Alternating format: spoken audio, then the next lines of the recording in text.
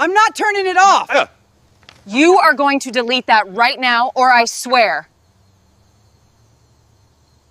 My name is Jake Morrison, and 6 months ago, I inherited something that would change my life forever. Not money, not stocks, but a small log cabin tucked away on 3 acres of pristine woodland in what used to be the middle of nowhere.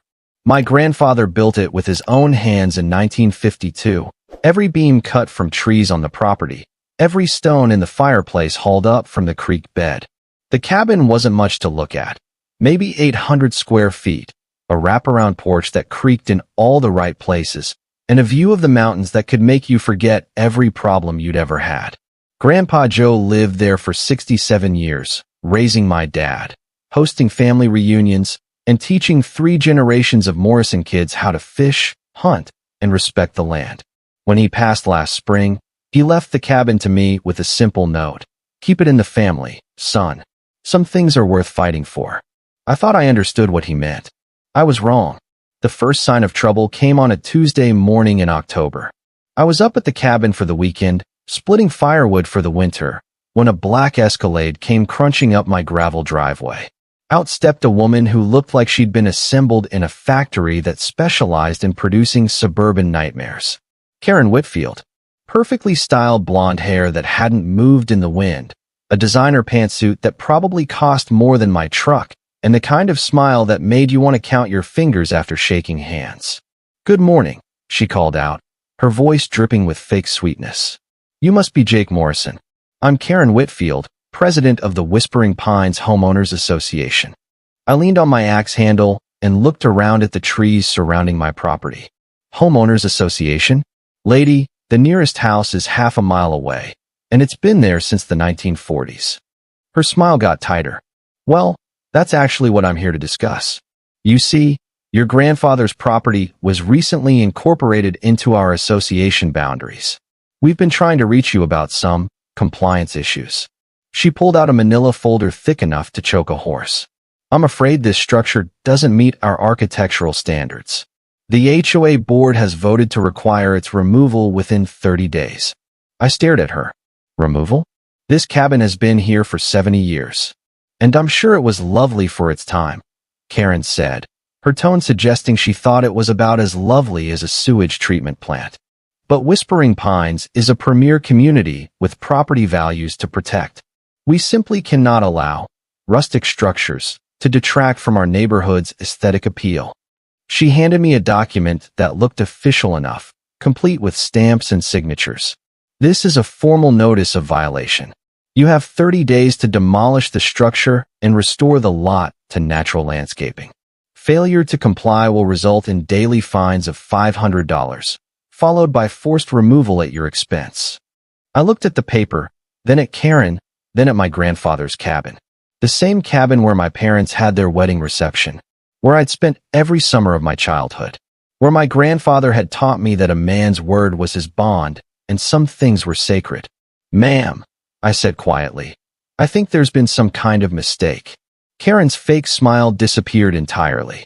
"The only mistake, Mr. Morrison, is thinking you can ignore community standards. This is a legally binding notice. I suggest you start making phone calls to demolition companies." She turned to leave, then paused. "Oh, and Jake, don't even think about fighting this. The HOA has lawyers, and we have connections. You're just one person with an old shack. We're a community of successful people who know how to get things done." As her Escalade disappeared down my driveway, I looked down at the notice again. Something about it felt wrong, but I couldn't put my finger on what. The letterhead looked official, the language was full of legal-sounding terms, and the signatures seemed real enough. But my grandfather had owned this land free and clear for 7 decades. How could some HOA just decide they had authority over it? Tell me where you're watching from, and has anything like this happened in your city or state? So I pulled out my phone and called my neighbor, Bill Hendricks. Bill had lived in these parts his whole life, and if anyone knew about property boundaries and HOAs, it would be him. "Bill, it's Jake Morrison.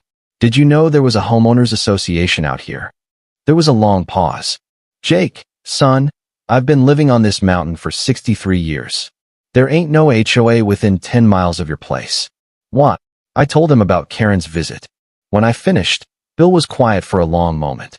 Jake, you need to be real careful. There's been some strange things happening around here lately. Folks getting official-looking papers, people in suits asking questions about property values. Something ain't right. After I hung up, I sat on my grandfather's porch and stared at the notice. 30 days to tear down everything my family had built. 30 days to erase 70 years of memories. I thought about what my grandfather would do. Joe Morrison had survived the Korean War, built a business from nothing, and raised 6 kids on this land. He wouldn't back down from some HOA Karen with delusions of authority. Neither would I. But first, I needed to understand exactly what I was dealing with. Because something told me Karen Whitfield and her Whispering Pines HOA were about to learn that some fights aren't worth picking, and some people aren't as easy to bulldoze as they look. I spent the next 3 days doing what my grandfather taught me to do when facing any problem. Gather intelligence, understand your enemy, and never make a move until you know the ground you're standing on. My first stop was the county courthouse. If there really was a legitimate HOA with authority over my property, there would be paperwork. Lots of it. The clerk at the recorder's office was a pleasant woman named Martha who'd been there since the Carter administration. When I explained what I was looking for, her eyebrows went up. Whispering Pines HOA? She typed into her computer, frowning. I'm not showing any recorded covenants, conditions, or restrictions for your property, honey. Your grandfather's deed is clean. Fee simple absolute. No encumbrances except the original mortgage that was paid off in 1987. She printed out the deed history. According to this, your property has never been part of any homeowners association. Are you sure you got the name right? I showed her Karen's notice. Martha studied it with the practiced eye of someone who'd seen every kind of real estate document imaginable. Well, this looks official, she said slowly, but something's not right about the formatting. And this signature. She pointed to what was supposedly the county clerk's signature at the bottom. That's not how Jim signs his name. I've seen his signature 1,000 times. Strike 1 against Karen. Next, I drove to the address listed on the letterhead for Whispering Pines HOA. It was supposed to be a management company office in town. What I found was a UPS store with a mailbox rental counter. The kid behind the counter confirmed that box 247 was rented to WP Property Management, but he'd never seen anyone actually pick up mail from it. The lady who rented it pays 6 months at a time, always in cash. Blonde, real put together, drives a black SUV. Strike 2. That evening, I called the phone number on the notice. It went to a voicemail with a generic message about Whispering Pines HOA and instructions to leave a detailed message. I didn't. Instead, I did some internet detective work. Whispering Pines HOA had a website that looked professional enough, complete with photos of a beautiful planned community, architectural guidelines, and a board of directors. The only problem? A reverse image search showed that all the photos were stock images from a development in Arizona. Strike 3. But Karen Whitfield was real enough, and she was definitely up to something. A little more digging revealed that she owned a real estate development company that specialized in community enhancement projects. She'd been buying up properties in rural areas, getting them rezoned, and flipping them to developers for shopping centers and subdivisions. The pieces were starting to come together. Karen wasn't representing a real HOA. She was running a scam to force me off my land so she could buy it cheap and sell it to developers. But knowing what she was doing and proving it were two different things. I was sitting on my porch the next morning, planning my next move, when I heard vehicles coming up the driveway. Not one vehicle, 3. Karen's Escalade, followed by a white van and a pickup truck. Karen stepped out of her SUV wearing a hard hat and carrying a clipboard.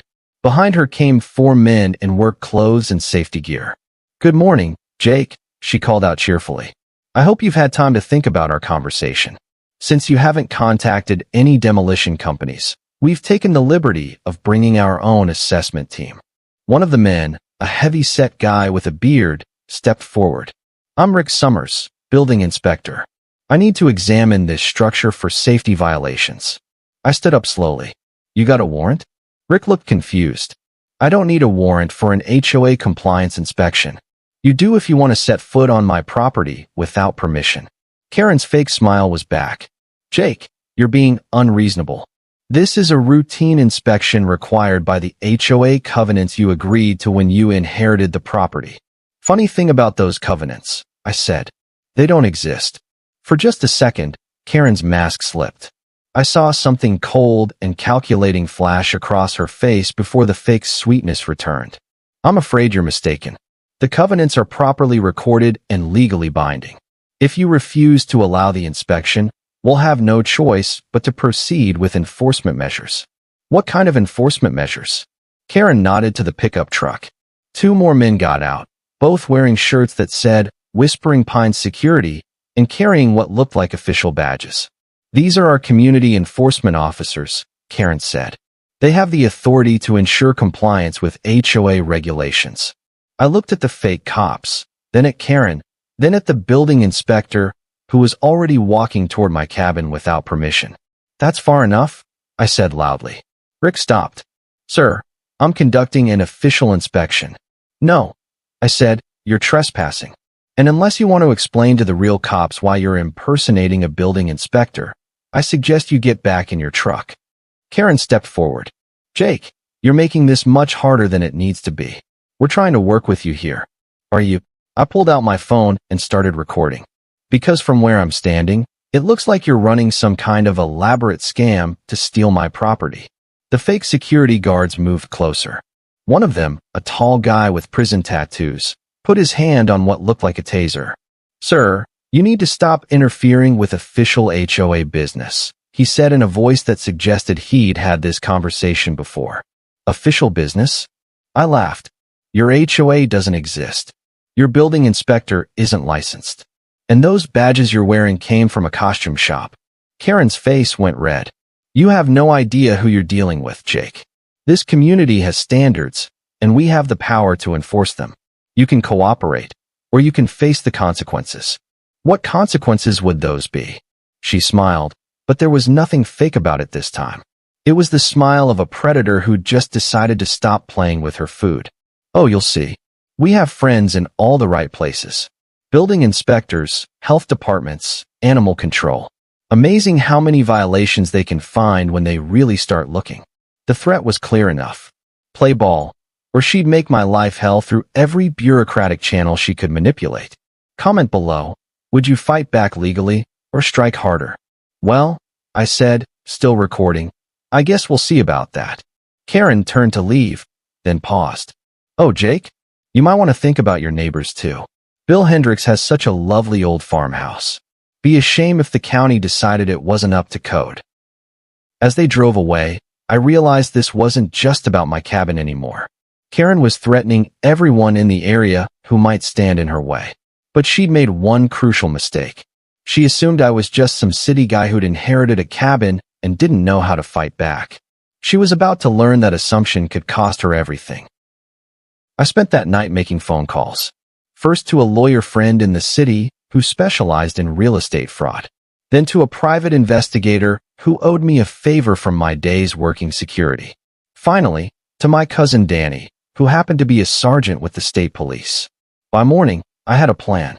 The lawyer, Sarah Chun, was fascinated by Karen's scam. This is actually pretty sophisticated, she said. Creating fake HOA documents, impersonating officials, using intimidation tactics. If we can prove it, she's looking at multiple felonies. The private investigator, Mike Torres, was already digging into Karen's background. This woman's been busy. I'm finding similar complaints in 3 other counties. Always the same pattern. Fake HOA notices, pressure tactics, then mysterious offers to buy the property at below-market prices. But it was my cousin Danny who gave me the most useful information. Jake, I ran those license plates from the vehicles that came to your place. The pickup truck is registered to a guy named Rex Kowalski. He's got a record for assault and impersonation of a police officer. The other guy, Tommy Vance, has priors for fraud and extortion. So Karen's hiring criminals to intimidate people? Looks like it. And here's the kicker. Both of them are on probation. One more arrest, and they're looking at serious time. That afternoon, I got a visit that proved Karen wasn't bluffing about her connections. A white county van pulled up to my cabin, and out stepped a man in a uniform carrying an official-looking clipboard. Unlike Karen's fake building inspector, this guy had real credentials. Mr. Morrison? I'm Dave Peterson, County Health Inspector. I'm here about a complaint regarding illegal sewage discharge on your property. I stared at him. Illegal sewage discharge? My septic system was inspected and approved 3 years ago. According to the complaint, you're dumping raw sewage into the creek that runs behind your property. I need to inspect your septic system and test the water downstream. He handed me a form. Unlike Karen's fake documents, this one was clearly legitimate. Real letterhead, proper signatures, official seals. Who filed the complaint? Anonymous tip. But we have to investigate every report. I knew exactly who had made that anonymous tip. Karen was making good on her threat to use official channels to harass me. The inspection took 2 hours. Dave Peterson was thorough and professional, testing my septic system, checking the drainage, taking water samples from the creek. When he finished, he looked puzzled. Mr. Morrison, I don't know who filed that complaint, but your septic system is in perfect condition. Better than most, actually. There's no contamination in the creek, no violations of any kind. So I'm clear. Completely. But I have to ask, do you have any idea who might have filed a false report? Because that's a misdemeanor offense. I smiled. I might have some ideas. After he left, I called Sarah Chun. Karen just made her first legal mistake.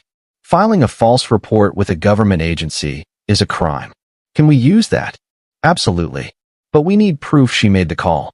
Anonymous tips are hard to trace. That evening, I got another visit. This time it was animal control. Officer Jennifer Walsh was apologetic but firm. Mr. Morrison, we received a report that you're keeping an unlicensed dog on the property. A large, aggressive animal that's been threatening neighbors. I looked around my property. Officer, I don't have a dog. The complaint specifically mentions a German Shepherd mix, approximately 80 pounds, black and tan coloring. There's no dog here. You're welcome to search the property. She did, thoroughly. No dog, of course, because I didn't have one. This is strange, Officer Walsh said. The complaint was very detailed. Even included photos. Photos? Can I see them? She showed me her tablet. The photos showed a large dog that was clearly not on my property. The background was completely different, showing a suburban backyard with a chain-link fence. Officer, those photos weren't taken here. Look at the background. I don't have a chain-link fence, and that's definitely not my yard. She studied the photos more carefully. You're right. This is definitely not your property. Someone submitted fake evidence with their complaint. Strike 2 for Karen. Another false report, this time with fabricated evidence. But she wasn't done. The next morning brought a visit from CPS, Child Protective Services. The caseworker, a tired-looking woman named Ms. Rodriguez, seemed as confused as I was. Mr. Morrison, we received a report about unsafe living conditions for children on this property. Specifically, that you're housing minors in a structure without proper heating, plumbing, or safety measures. I stared at her. Ma'am, I don't have any children. I'm not married, and I live alone. She checked her paperwork. The complaint mentions 2 children, ages 8 and 12, living in what's described as a dilapidated cabin with exposed wiring and no running water. Would you like to inspect the cabin? You'll find it has full plumbing, updated electrical, and a working furnace. You'll also find that there are no children here. Ms. Rodriguez was thorough but professional. After 20 minutes, she closed her notebook with a frustrated sigh. Mr. Morrison, this complaint is completely false. Your cabin is well maintained, and there are obviously no children present. I'm sorry you've been bothered with this. Ma'am, this is the 3rd false report filed against me in 2 days. Someone is using county agencies to harass me. Her expression hardened. Filing false reports with CPS is a serious crime, Mr. Morrison. It wastes resources and takes us away from real cases where children might be in danger.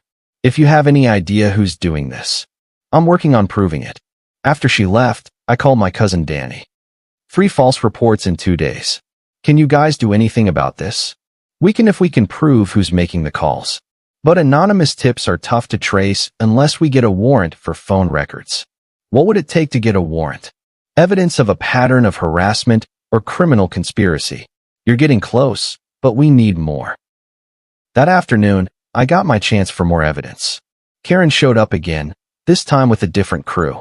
No fake building inspectors or security guards this time. Just Karen and a man in an expensive suit who introduced himself as legal counsel for Whispering Pines HOA. Mr. Morrison, the lawyer said, I'm Richard Blackstone, attorney for the Homeowners Association. My client has informed me that you're refusing to comply with legally binding covenants. I looked at him. He seemed legitimate enough. Real lawyer, real business cards, real attitude. Mr. Blackstone, your client's HOA doesn't exist. The covenants she's claiming are fabricated, and she's been filing false reports with county agencies to harass me.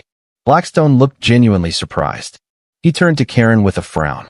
Ms. Whitfield, you assured me that the documentation was in order. It is, Karen said quickly. He's just being difficult. Then you won't mind if I examine the original covenants and HOA formation documents, I said. Blackstone nodded. That's reasonable. Ms. Whitfield, please provide Mr. Morrison with copies of the recorded covenants. Karen's face went through several interesting color changes. They're back at the office. I'll have them sent over. Actually, Blackstone said, his lawyer instincts clearly kicking in, I'd like to see them myself. Right now. The silence stretched out for nearly a minute. Finally, Karen's mask slipped completely. Look, the paperwork isn't important. What matters is that this shack is bringing down property values for the entire area. We have investors ready to develop this land properly. Blackstone went very still. Ms. Whitfield, are you telling me that there are no recorded covenants? There will be. Once we get this obstruction removed. The lawyer turned to me. Mr. Morrison, I apologize. I was clearly given false information about the legal status of your property. He handed Karen back her retainer check. Ms. Whitfield, our representation is terminated immediately. After Blackstone left, Karen and I stood alone on my porch. The fake sweetness was completely gone now, replaced by cold fury. You think you're so smart, she said, but you have no idea what you're dealing with. I've been buying and developing properties in this state for 15 years. I have connections you can't even imagine. Like the connections that have been filing false reports against me. She smiled. Prove it. I intend to. Good luck with that. Anonymous tips are impossible to trace. And even if you could prove I made those calls, it's just misdemeanors. Slap on the wrist, small fine. Meanwhile, I can make your life hell for years. She was right about one thing. Proving she made the calls would be difficult, but she'd just made another mistake. She'd admitted, on recording, that she knew about the false reports. Karen, I said, still holding my phone where she could see it was recording, are you admitting that you filed false reports with county agencies? Her eyes went wide as she realized what she'd just done. I never said that. Really? Because I have you on video talking about anonymous tips being impossible to trace. Kind of specific knowledge for someone who's innocent. She lunged for my phone, but I was ready for that. I stepped back, and she stumbled off the porch steps. That's assault, she snarled, getting to her feet. No, that's you trespassing on my property and attempting to destroy evidence. Which, by the way, has already been uploaded to the cloud. Karen's face went white. She'd just realized that her intimidation campaign had backfired spectacularly. This isn't over, she said, walking back to her Escalade. No, I agreed, it's not. But I think you're going to find that the next phase doesn't go the way you're expecting. As she drove away, I called my cousin Danny. I just got Karen Whitfield on video admitting she knows about the false reports filed against me. Is that enough for a warrant? It's a start. But Jake, you need to be careful. If she's as connected as she claims, she might escalate this in ways you're not prepared for. He was right to worry, because the next morning, I woke up to find 2 sheriff's deputies at my door with a warrant for my arrest. The deputies were professional but firm. Deputy Martinez, a middle-aged Hispanic woman with kind eyes, looked genuinely sorry to be there. Mr. Morrison, we have a warrant for your arrest on charges of making terroristic threats and harassment. I stared at the warrant. Terroristic threats? Against who? Ms. Karen Whitfield filed a complaint yesterday evening. She claims you threatened to burn down her office and harm her family. My blood went cold. Deputy, I never threatened anyone. I have security cameras that can prove I was on my property all evening. Sir, we still need to take you in. You can sort this out at the station. The ride to the county jail was the longest 20 minutes of my life. Karen had escalated from fake HOA notices to false police reports. She was trying to get me locked up so she could move against my property while I was behind bars. At the station, I called Sarah Chun. Karen just had me arrested on fake charges. I need you down here now. What are the charges? Terroristic threats and harassment. She's claiming I threatened to burn down her office.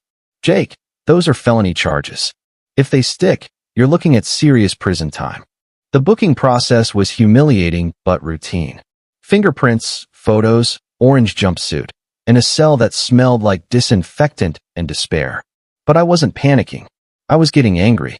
Karen had made another mistake. She'd escalated to filing false felony charges, which carried much heavier penalties than the misdemeanor false reports she'd been making. My bail hearing was set for the next morning. Sarah Chin showed up looking like she was ready for war. Jake, I've been digging into Karen's background. This woman has left a trail of victims across 3 states. Always the same pattern: fake HOA claims, intimidation, false reports, then swooping in to buy properties at fire sale prices. Can we use that? Absolutely. It establishes a pattern of criminal behavior. But first, we need to get you out of here. The bail hearing was a joke. The prosecutor, a young man who looked like he'd rather be anywhere else, presented Karen's complaint. According to her sworn statement, I had called her office, threatened to burn it down, and made specific threats against her children. Judge Patricia Hawkins, a stern woman in her 60s, listened to the charges with a skeptical expression. Ms. Chun, how does your client plead? Not guilty, Your Honor. And we'd like to present evidence that these charges are part of an ongoing criminal conspiracy to defraud my client of his property. The prosecutor objected, but Judge Hawkins was interested. I'll allow it. Sarah presented the fake HOA documents, the evidence of false reports to county agencies, and the recording of Karen admitting she knew about the anonymous tips. Your Honor, Ms. Whitfield has been conducting a systematic campaign of harassment and fraud against my client. These charges are simply the latest escalation in her scheme. Judge Hawkins studied the evidence. Ms. Prosecutor, do you have any physical evidence of these alleged threats? Phone records, recordings, witnesses. The prosecutor shuffled through his papers. The complainant states that the threats were made via telephone. So no recordings? No witnesses? Just Ms. Whitfield's word. That's correct, Your Honor. And Mr. Morrison, do you have an alibi for the time these threats were allegedly made? Sarah handed over a flash drive. Security footage from my client's property, Your Honor. It shows him on his porch from 6 p.m. until 10 p.m. yesterday, the exact time frame when the threats were supposedly made. The judge reviewed the footage on her laptop. After 5 minutes, she looked up with an expression that could have frozen lava. Ms. Prosecutor, your complainant has sworn under oath that she received threatening phone calls from Mr. Morrison yesterday evening. This security footage clearly shows him on his property, nowhere near a phone, during the entire alleged time frame. The prosecutor went pale. Your Honor, perhaps there was some confusion about the timing. There was no confusion. There was perjury. I'm dismissing all charges against Mr. Morrison and ordering an investigation into Ms. Whitfield for filing a false police report. As I walked out of the courthouse a free man, Sarah was grinning. Karen just upgraded from misdemeanor false reports to felony perjury and filing false charges. She's looking at real prison time now. But I knew Karen wouldn't go down without a fight. And I was right. That afternoon, I got a call from my neighbor Bill Hendricks. He sounded shaken. Jake, they came for my dogs. Who came for your dogs? Animal control. Said there was a complaint about vicious animals attacking people. They took both my labs, Jake. Said they had to be quarantined pending investigation. My blood boiled. Bill's dogs were the gentlest animals on the planet. His yellow lab, Daisy, was 14 years old and could barely walk, much less attack anyone. Bill, I'll be right over. When I got to Bill's farm, he was sitting on his porch looking like someone had died. Bill was 73 years old, and those dogs were his only companions since his wife passed. They said someone filed a complaint that my dogs attacked a jogger on the county road. Jake, Daisy can't even make it to the end of the driveway anymore. And Rex hasn't been off this property in 2 years. Did they say who filed the complaint? Anonymous tip. But Jake, they had photos. Pictures of someone with bite marks, torn clothing, the whole thing. Can I see the photos? Bill showed me the paperwork. The photos were clearly staged. Fake bite marks that looked like they'd been done with makeup, clothing that had been strategically torn, and a background that definitely wasn't anywhere near Bill's property. Bill, these photos are fake. We can prove it. But proving it would take time, and Bill's dogs were suffering in the county animal shelter. Karen had found a new way to hurt people, going after their pets. How would you expose Karen in public? That evening, I sat on my porch and thought about my grandfather. Joe Morrison had always said that when someone keeps pushing, eventually you have to push back harder than they're prepared for. Karen thought she was playing chess, moving pieces around the board, manipulating the system to get what she wanted. But she'd made one crucial error in judgment. She thought I was playing the same game she was. I wasn't. I was about to show Karen Whitfield what happens when you threaten a Morrison's family. Because Bill Hendricks wasn't just my neighbor, he was family. And his dogs were as much a part of this mountain as my grandfather's cabin. It was time to stop playing defense. The next morning, I put my plan into action. If Karen wanted to play dirty, I'd show her what dirty really looked like. My first call was to Mike Torres, the private investigator. Mike, I need everything you can find on Karen Whitfield. Financial records, business dealings, criminal history, personal life, everything. Already on it, Jake. And you're going to love what I've found. This woman's been running the same scam for years, but she's gotten sloppy. I've got bank records showing she's been funneling money through shell companies, fake business licenses, and at least 6 different identities. Can you prove it? Give me 48 hours and I'll have enough evidence to put her away for decades. Next, I called Danny. I need a favor. Can you put some pressure on the animal control situation with Bill's dogs? Already working on it. I had a chat with Officer Walsh yesterday. She's suspicious about the complaint too. The photos don't match the location and the timing doesn't add up.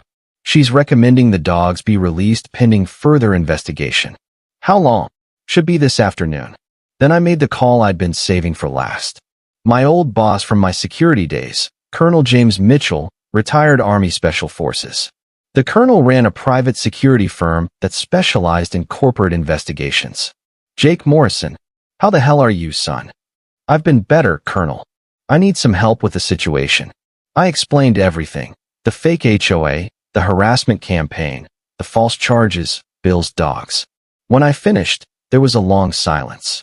Jake, this woman has made a serious error in judgment. She's messing with one of my people, and that makes it personal. What do you need? Information, sir. This woman claims to have connections everywhere. I need to know who she really is and who's backing her. Consider it done. I'll have my people dig into her background, her financial backing, her political connections, everything. And Jake, yes, sir. When we're done with her, she'll wish she'd never heard the name Morrison. That afternoon brought good news and bad news. The good news was that Bill got his dogs back. Officer Walsh had concluded that the complaint was fraudulent and the photos were staged. The bad news was that Karen had escalated again.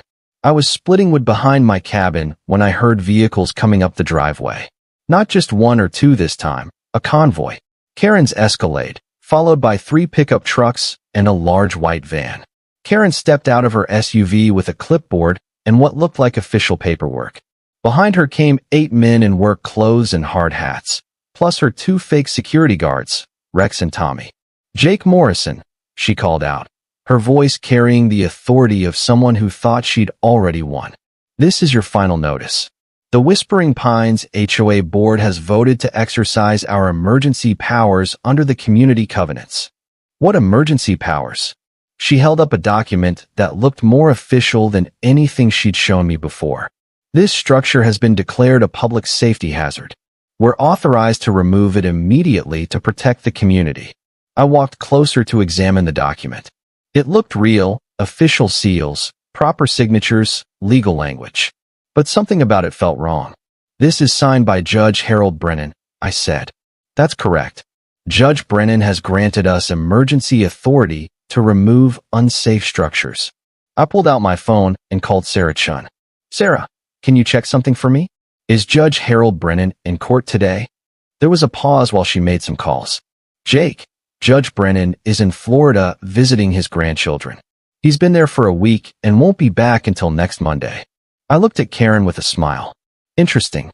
Judge Brennan is in Florida, but apparently he signed this order yesterday. For the first time since this whole thing started, Karen looked genuinely worried. That must be an error in the paperwork. The order is still valid. No, Karen, it's not. It's another fake document, and now you've graduated from fraud to forgery. That's a felony. But Karen wasn't backing down. She nodded to her crew, and they started unloading equipment from the trucks. Chainsaws, sledgehammers, and what looked like a small bulldozer on a trailer. Jake, you can stand there and argue about paperwork all you want. But this structure is coming down today. I watched her crew start setting up their equipment and realized Karen had crossed a line she couldn't come back from. She was about to commit multiple felonies in broad daylight, and she was doing it because she thought I was powerless to stop her. She was wrong. Karen, I said loudly enough for everyone to hear. I'm giving you one chance to pack up your fake crew and leave my property voluntarily. She laughed. Or what? You'll call the cops? By the time they get here, your precious cabin will be a pile of rubble. Actually, I said, pulling out my phone, I'm live streaming this entire conversation to Facebook. Say hello to the 300 people who are currently watching you commit felony trespass and attempted destruction of property. Karen's face went white. Turn that off. Can't do that. You see, all those people watching? They're my friends, my family, my grandfather's old army buddies, and a whole lot of folks who don't like bullies. And they're recording everything on their end too. Rex, the big guy with prison tattoos, stepped forward. Lady, maybe we should. Shut up. Karen snapped. I don't care if he's recording. Nobody's going to stop us. That's when I played my ace in the hole. Actually, Karen, someone already has. A new voice cut through the tension like a knife through butter. That's far enough, folks. Everyone turned to see a man in a county sheriff's uniform walking up my driveway. But this wasn't just any deputy. This was Sheriff Tom Bradley himself, a man who'd been keeping the peace in this county for 22 years. Behind him came 3 more deputies, followed by a man in a suit who looked like he meant business. Sheriff Bradley, Karen said, trying to recover her composure. Thank goodness you're here. This man is interfering with a court-ordered demolition. Sheriff Bradley looked at the fake court order, then at Karen, then at me. Mr. Morrison, are you the property owner here?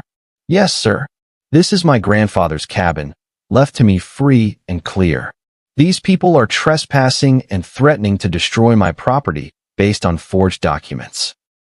The sheriff studied the court order more carefully.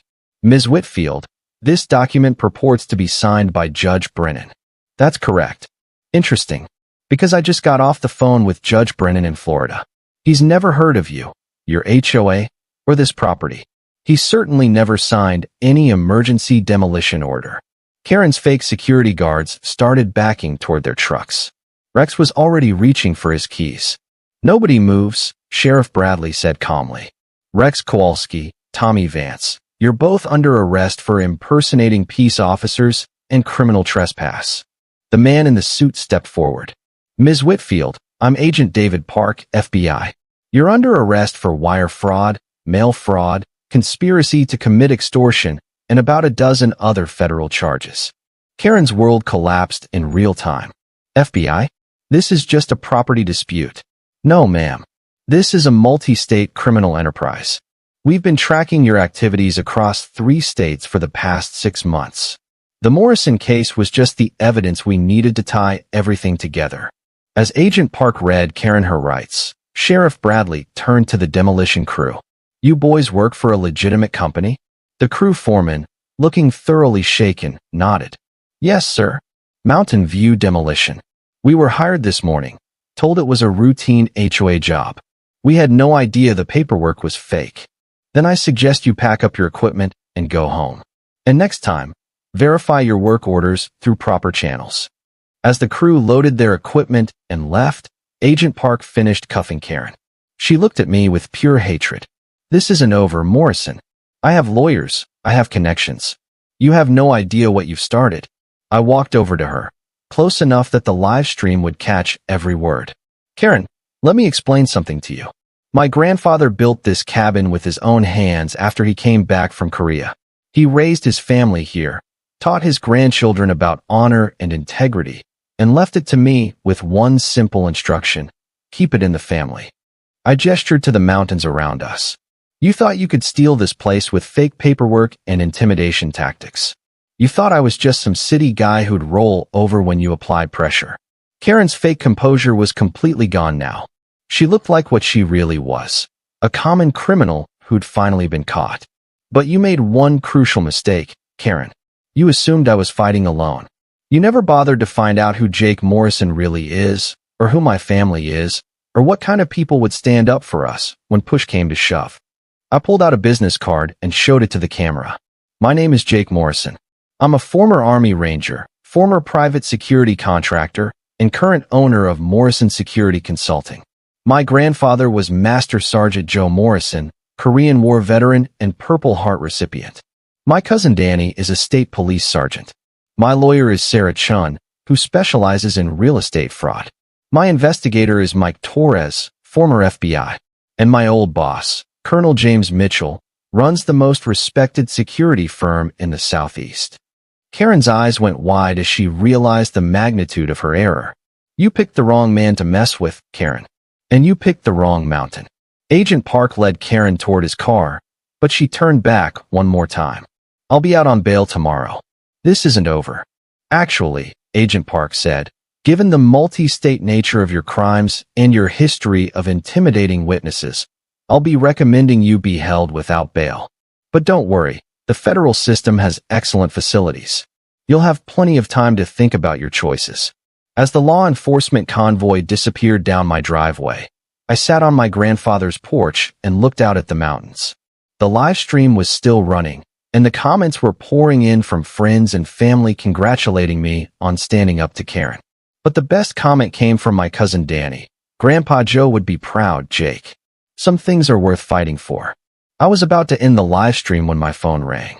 It was Colonel Mitchell. Jake, I've been watching your Facebook feed. Outstanding work, son. Thank you, sir. But something tells me this isn't completely over. You're right. My people have been digging into Karen's operation. She wasn't working alone. There's a whole network of people running similar scams across multiple states. The FBI is going to need your help to roll up the entire organization. Whatever you need, Colonel. That's what I wanted to hear. Because Karen Whitfield was just middle management. The people backing her have a lot more resources and a lot fewer scruples. But they made the same mistake she did. What's that? They picked a fight with the wrong man. As I ended the call and finally shut off the live stream, I realized this was far from over. Karen's arrest was just the beginning. But for the first time since this whole nightmare started, I felt like I was fighting from a position of strength. My grandfather's cabin was safe. Karen was in federal custody. And I had an entire network of professionals ready to help me take down whoever was behind this scheme. Some fights are worth having, and some mountains are worth defending. 3 months later, I was sitting on my grandfather's porch watching the sunrise when Sarah Chun called with news I'd been waiting for. Jake, it's over. Karen Whitfield just pleaded guilty to 18 federal charges. She's looking at 12 to 15 years in federal prison, and she'll have to pay full restitution to all her victims. What about the people backing her? That's the best part. Her plea deal included full cooperation with the FBI investigation. She's given them everything: names, bank accounts, shell companies, the entire network. Agent Park says they've arrested 43 people across 7 states. The whole operation is shut down. I leaned back in my grandfather's old rocking chair and felt a weight lift off my shoulders that I'd been carrying for months. And Bill's situation? All charges dropped, obviously. The county has also agreed to investigate how their agencies were manipulated into filing false reports. There are going to be some policy changes to prevent this kind of abuse in the future. After I hung up, I walked around the cabin property, checking on the improvements I'd been making. New deck boards where the old ones had rotted, fresh chinking between the logs, and a new stone pathway from the driveway to the front porch. But the biggest change was the sign by the driveway. Instead of just the old Morrison property marker, there was now a beautiful wooden sign that read, Joe Morrison Memorial Cabin, St. 1952, a place where family comes first. My phone buzzed with a text from Danny. Turn on Channel 7 News. You're going to want to see this. I went inside and turned on the television. The local news was running a follow-up story on what they were calling the fake HOA scandal. The reporter was standing in front of the county courthouse with a graphic showing Karen's mugshot. Karen Whitfield, the woman who terrorized rural property owners with fake HOA claims, was sentenced today to 14 years in federal prison.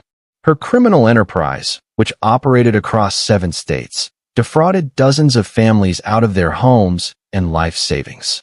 The report cut to an interview with Agent Park. This case demonstrates the importance of citizens standing up to fraud and intimidation.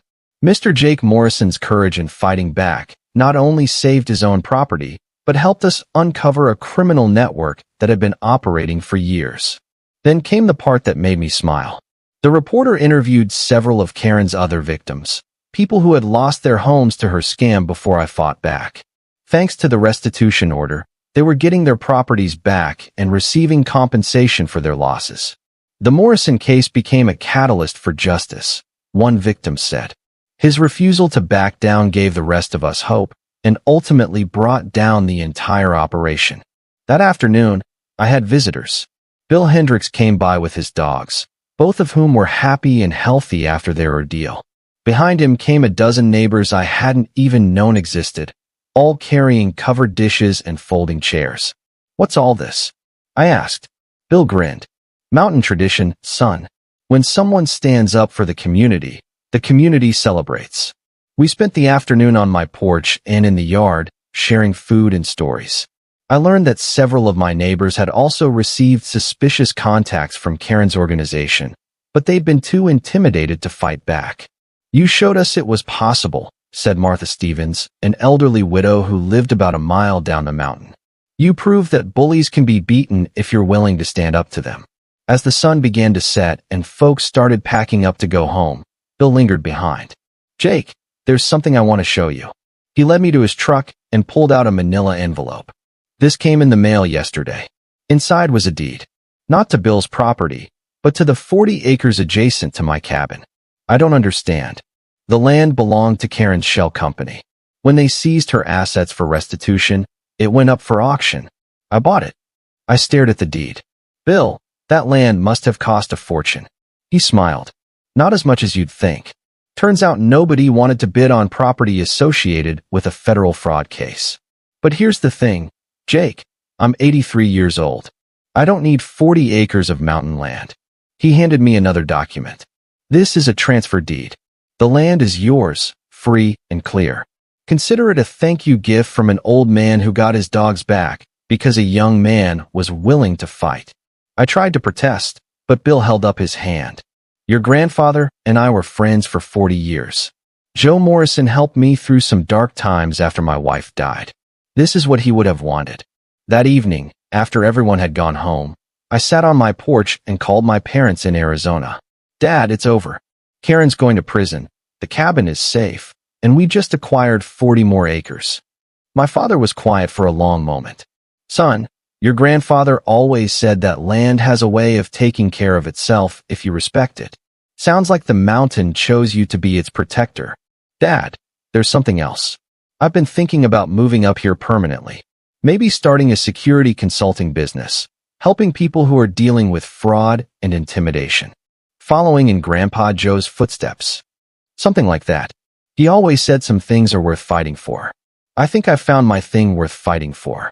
After I hung up, I walked out to the new property line. 40 acres of pristine mountain forest, with a creek running through it and a view that stretched for miles. I thought about Karen Whitfield, sitting in a federal prison cell, probably still convinced that she was the victim in all this.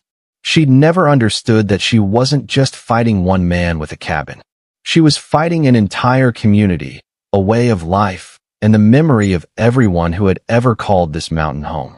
My phone buzzed with a Facebook notification. The live stream from the day Karen was arrested had been shared over 10,000 times.